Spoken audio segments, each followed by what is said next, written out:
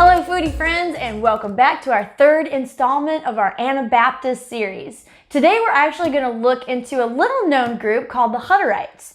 They share a lot of similarities with the Amish and Mennonite, and in fact branched off the same Reformation of the 16th century. But they had a slightly different history. First of all, the Hutterites didn't actually come to the United States until 1874. They mostly settled in European regions before coming over, particularly in Russia.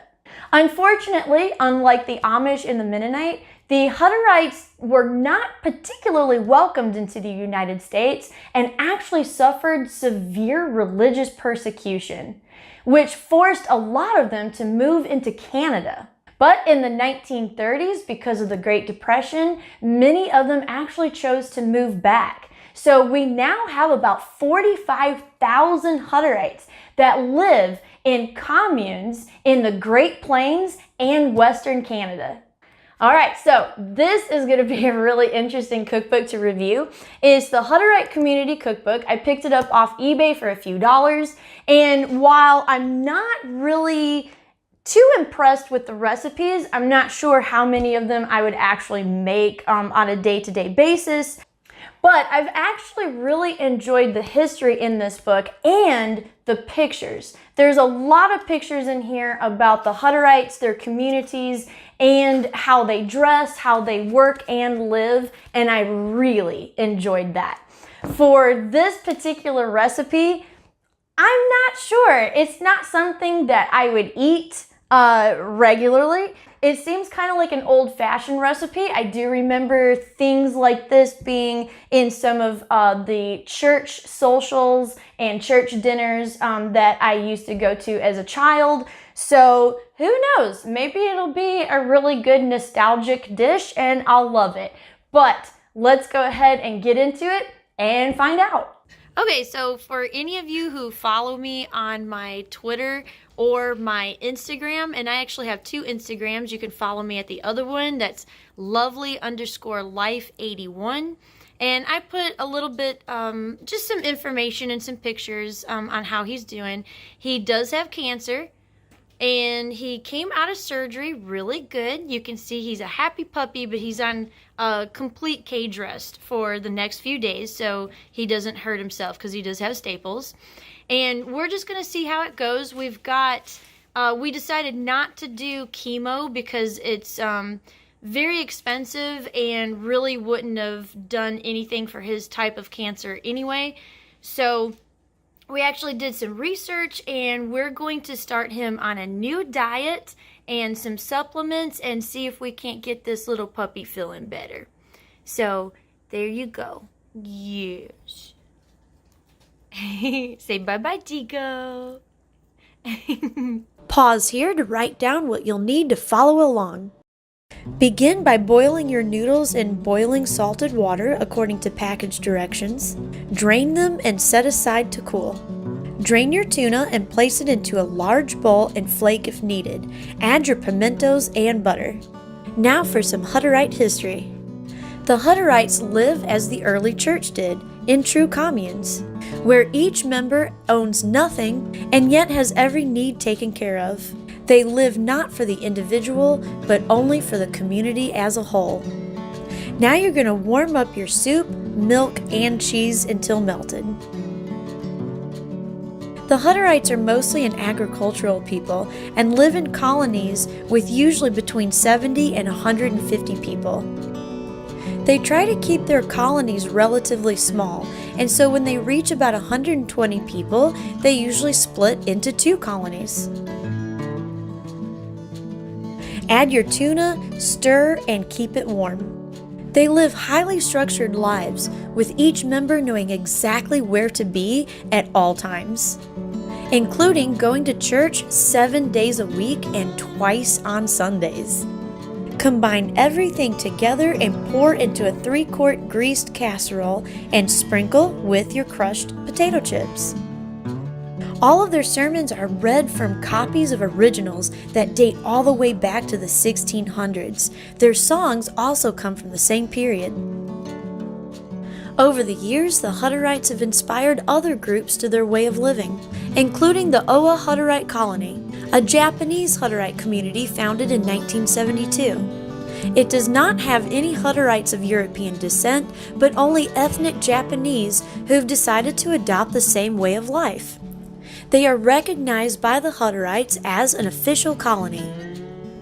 I decided to divide mine in two so I could give some to another family member. Now you're ready to bake it at 350 degrees for 30 minutes. So, we just pulled it out of the oven. It smells good. It looks, maybe good. I don't know. It's all one color. So it's got a little red. Yeah, it's got a little bit of red in there, but it's mostly one color. But first, let's go ahead and do the first two of our TCT Cookbook Collector's Test. In terms of time, I'm giving this a 4. It's a basic casserole. Yeah. Not much really to it. In terms of cost, I'm going to give it a 5. I mean, this cookbook was written in 1984. Oh, wow. So I'm kind of getting some strong 80s nostalgia vibes out of this casserole because it's kind of like a homemade tuna helper. Oh, that's kind of what I'm thinking of it. So I'm guessing it was really cheap back then in 1984 because it's still really cheap today. Yeah. So we're going to go for a 5. All right, so let's do the taste. Let's go ahead. This is not something we normally choose to eat. So I'm a little bit, I don't know. I'm not super impressed. Okay, that's what I was thinking. I'm not super impressed either. I mean, that's not bad. I don't not like it, but it's nowhere near my favorite casserole. No, it's not my favorite casserole. I'm guessing because the recipe, I feel, is a little bit dated.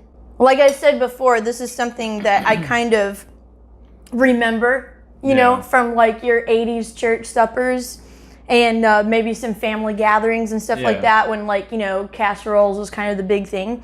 We don't typically eat like this anymore, I don't think. No. Because you have a lot of the keto fad, you have a lot of the paleo fad.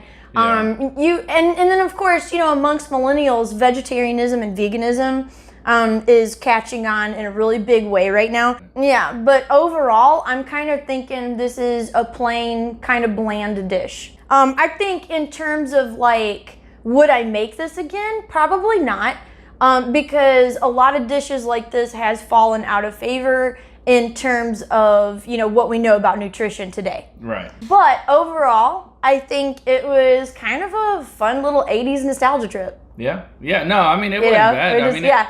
I would still, overall, I would still give it a 3 probably. Yeah, that's kind of what I was thinking too. I would give it a 3 with the potential to increase that if you add some different ingredients to it.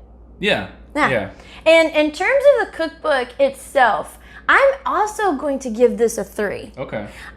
This cookbook is really heavy on the dessert side, which is why I kind of had trouble picking a main dish because that chapter is very short. So I don't know if that was done on purpose. I don't know if the Hutterites are just really big into, I only want dessert for dinner. I don't know. I doubt that. But for this particular cookbook, very heavy on the dessert side. Also, a lot of the recipes as I was flipping through, like I said, 1984, so it's dated in terms of nutritional value. It's not, there wasn't a whole lot of things in here that I was like, whoa, I'm going to try that and I'm going to add it to my regular repertoire of dishes. Right. However, for the history side and the pictures, and if you want to learn something about the Hutterites, good book. Yeah. I mean, like I said, I only picked this up on eBay for a few dollars, so I don't mind it. I'm not, I'm not out a lot of money, and I had a fun time reading it. And there's a lot of ways you can update the recipe on your own. Oh, that's true. Yeah, you could totally update these recipes nutrition-wise. So, okay, so we'll give it a 3 for potential. Okay, sounds good. So we got a 5, a 4, and a 3. So that's a 4 overall for the dish. Oh, okay, so we got a 4 overall, which I think that's okay because we're not crazy about it, but we also know that we could kind of turn it into something else if we wanted to. I guess that's it. Yeah. For this dish. We're gonna go ahead and call this a video so we can go ahead and eat this. And stay tuned for next week because we're gonna branch off the Anabaptists a little bit, but we're gonna stay within a German religious community that came over to the United States to escape persecution and set up another commune. Wow. Which you can still visit to this day if you want to. So we are going to go ahead and study the Amana colonies next week. Yeah, and see what they have to eat. So stay tuned next week for some really good German food. Yum. Yeah, all right. So hope you enjoyed that. We will catch you next week. Bye. If you like this video, make sure to hit the like button and hit the subscribe button for future videos. In the meantime, here are 2 videos you may enjoy. Thanks for watching.